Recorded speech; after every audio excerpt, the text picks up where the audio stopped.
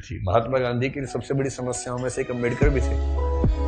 अंग्रेज तो थे ही थे, उनसे बड़ी समस्या ये है कि यार अंग्रेजों को भेजो ना, समाज क्यों बदल रहे हो।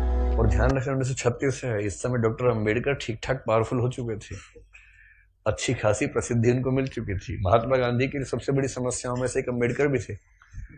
अंग्रेज तो थे ही थे, उनसे बड़ी समस्या ये है कि यार अंग्रेजों को भेजो ना, समाज क्यों बदल रहे हो।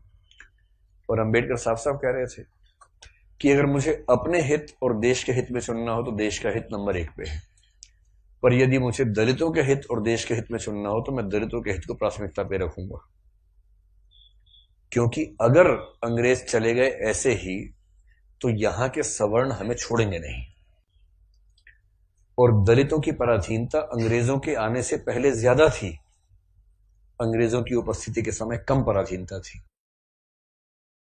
आपको गुस्सा तो आता होगा अम्बेडकर में कई बार, क्या ये कैसा आदमी था, है ना, लेकिन आप तर्क सुनेंगे तो दंग रह जाएंगे, तर्क अच्छे हैं। और मजे की बात है कि भारत की संविधान सभा में अम्बेडकर जितनी पढ़ाई पूरी संविधान सभा में एक भी मेंबर ने नहीं कर रखी थी। केवल एक BN राव थे जो एडवाइजर थे, उनके पास ठीक ठाक पढ़ाई थी, उन्हें छोड़ दें, बाकी सब मिट्टी के मतलब पेंदे टाइप के थे, प्यादे थे उनके सामने। पढ़ाई लिखाई का जो लेवल अम्बेडकर साहब का है वो किसी का नहीं है। तो कुछ लोग मैंने देखा कि सवर्ण मानसिकता के कुछ लोग अम्बेडकर को देशद्रोही घोषित करना चाहते हैं इन्हीं कथनों से कि दलित प्रश्न और देश के प्रश्न में दलितों को प्राथमिकता दूंगा तो बुरा मान जाते हैं। और उन्हीं से आप पूछो कि अगर हिंदू का प्रश्न हो और देश का प्रश्न हो, किसी प्राथमिकता दोगे तो हिंदू, हिंदुस्तान है, मजाक समझते हो तो हिंदुस्तान है बोलते हैं, हिंदुस्तान है। मुसलमान तो आए हैं, जा भी सकते हैं, लेकिन हिंदुस्तान है। तो अंबेडकर उस समय पावरफुल हो चुके थे। और अंबेडकर को मैं तो बड़ा सलाम करता हूं इस सेंस में, आमतौर पर वंचित वर्ग में जब कोई पढ़ लिख लेता है ना, अपने वर्ग से कन्नी काट लेता है। रिजर्वेशन का सबसे बड़ा दुख ये है, रिजर्वेशन का सुख ये है कि वंचित वर्गों के लोग आने लगे हैं सत्ता में, और जैसे ही एक गांव से एक बच्चा, दलित बच्चा IAS बनता है ना, पूरा गांव IAS बन जाता है। आरक्षण के वित्तीय लाभ केवल उस व्यक्ति को मिलते हैं जिसको आरक्षण मिला है, पर सामाजिक राजनीतिक लाभ पूरे गांव, पूरे कुनबे, पूरे कस्बे, पूरे शहर को मिलते हैं।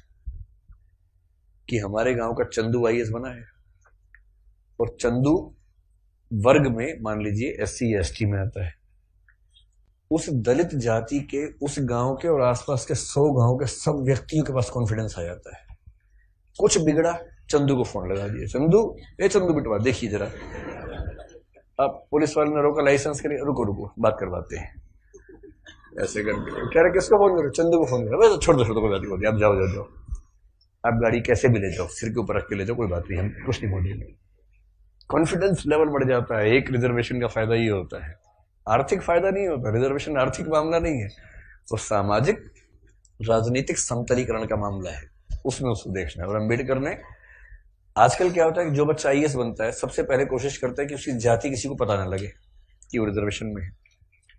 और बहुत सारे लोग SC ST या OBC से रिजर्वेशन का लाभ लेकर अगर IAS बनते हैं तो कोशिश करते हैं कि शादी जैसे सवर्ण समाज में हो, क्योंकि IAS खुद एक जाति है, उस जाति में शादी कहीं भी हो सकती है, वहां जाति प्रथा बीच में नहीं आती है।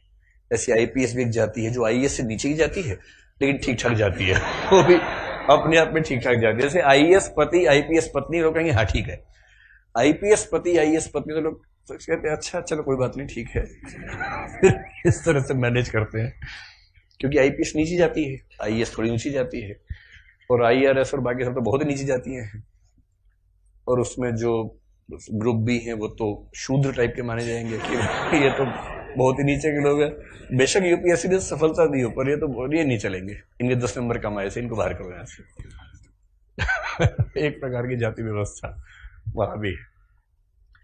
तो दलित चेतना जो अम्बेडकर की वजह से, अम्बेडकर का सम्मान क्यों करना चाहिए कि वो इतना पढ़ने लिखने के बाद भी चाहते तो वो भी एक शानदार जिंदगी जी सकते थे, उनको मिल ही रही थी भाई। वो PCS ऑफिसर थे बड़ौदा में, मजाक छोड़ना है, नागपुर में शायद।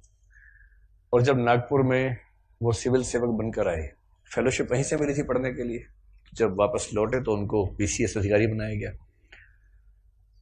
तो उनको कहा कि आप यहां रहना शुरू कीजिए और काम संभाल लीजिए। अब ये अम्बेडकर के सामने सबसे बड़ी समस्या, अगर आप उनकी कभी आत्मकथा पढ़े, मैं कैसे बना, हिंदी अनुवाद उसका ये है, उसमें प्रसंग है कि नागपुर में रहना है उनको क्योंकि वो ऑफिसर हैं, उनको अपने रहने के लिए कमरा चाहिए या घर चाहिए, ढूंढ रहे हैं पूरे शहर में, कमरा ही नहीं मिल रहा। लोग पहले पूछते हैं जाति कौन सी है, वो बताते हैं कि महार जाति का हूं, तो भाई कमरा नहीं है हमारे पास, हम किसी दलित को कमरा देंगे ही नहीं अपना। ये 1920-30 के दौरान नागपुर शहर की बात है। फिर वो कह रहे कि कई कमरे खारिज होते गए। एक और घर में गए, एक कोई दूसरा ऑफिसर था, वो दिखा रहा था, दोस्त के रूप में हेल्प कर रहा था, तो वहां मालिक ने पूछा ही नहीं कौन सी जाति के हो, इन्होंने बताया भी नहीं, ढिंडोरा क्यों पिटेंगे, उससे पूछा नहीं, उन्होंने बताया नहीं, कमरा मिल गया, रहने लग गए। और फिर वो देखते हैं कि एक दिन अचानक सुबह उठा तो बहुत शोर मचा हुआ था, मुझे लगा पता नहीं क्या हो गया, खिड़की से नीचे देखा तो हजारों की भीड़ हाथ में डंडे भाले हथियार लेके खड़ी हुई थी। उनको पता लग गया था कि एक दलित आदमी इस घर में रहता है और वो भीड़ मेरा कत्ल करने के लिए आई थी। और उसके बाद कुछ दोस्तों की मदद से पता नहीं पीछे के दरवाजे से कहां से किसी तरह से उनकी जान बचा के भगाया गया उनको। इस दौर से वो गुजरे थे। ये उसी देश की बात चल रही है, सारे जहां से अच्छा हिंदुस्तान हमारा, हम बुलबुलें हैं इसकी, ये गुलसिता हमारा, उसी की बात चल रही है। किसी और देश, पाकिस्तान की बात नहीं चल रही है, उसमें पाकिस्तान था ही नहीं, पाकिस्तान पेट में था उस समय अभी हुआ नहीं था, मतलब होने वाला था, अभी नहीं हुआ था। तो उस देश की बात है। और जब वो स्कूल में पढ़ते थे तो स्कूल में पढ़ते इसलिए थे कि उनके पिता सरकारी नौकरी में थे, तो थोड़ा सा ठीक स्थितियां थी उनकी, इसलिए स्कूल में एडमिशन मिल गया। पूरे स्कूल में एक दलित बच्चा था बस, B.R. अम्बेडकर, बस, बाकी सब सवर्ण बच्चे थे। अब दलित बच्चा कैसे हैंडल करे, वो पानी पीने जाएगा, पानी को छू देगा, पानी पवित्र हो जाता है, उसमें हीलियम आ जाता है हाइड्रोजन की जगह। उसके बाद जैसे दलित बच्चा छुएगा हाइड्रोजन के गुण बदल जाएंगे उसमें। तो एक व्यवस्था थी कि भाई पानी पीने की एक जगह थी सबके लिए, एक अलग से मटका था अम्बेडकर के लिए, अलग से रखते थे दूर, उनको वहीं पीना है और मटके को हाथ नहीं लगाना है। अब कभी कभी क्या हुआ, कई बार ऐसा हुआ कि जो आदमी पानी की व्यवस्था करने के लिए तैनात था वो छुट्टी पे चला गया, एक दिन 2 दिन आया नहीं। अब इसको प्यास लग रही है, बाकी बच्चों के पास पानी पीने को, उसको पानी पीने को नहीं है।